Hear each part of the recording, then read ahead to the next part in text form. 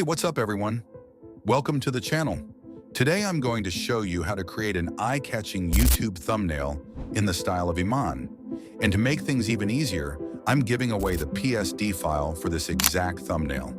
It's fully editable and you can download it for free in the description below. Alright, let's jump into the video where I walk you through how I created this thumbnail using Photoshop. You'll see how easy it is to get that bold, attention-grabbing style just like Iman. Let's go.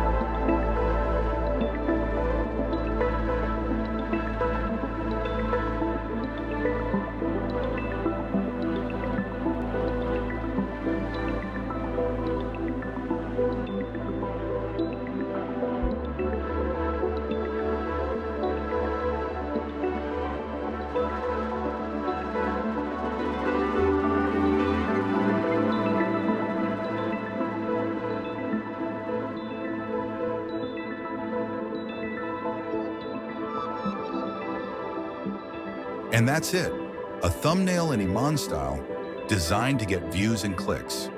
Don't forget to grab the PSD file below. If you enjoyed this video, make sure to hit that like button and subscribe for more videos like this. Let me know in the comments if you want to see more thumbnail styles broken down like this.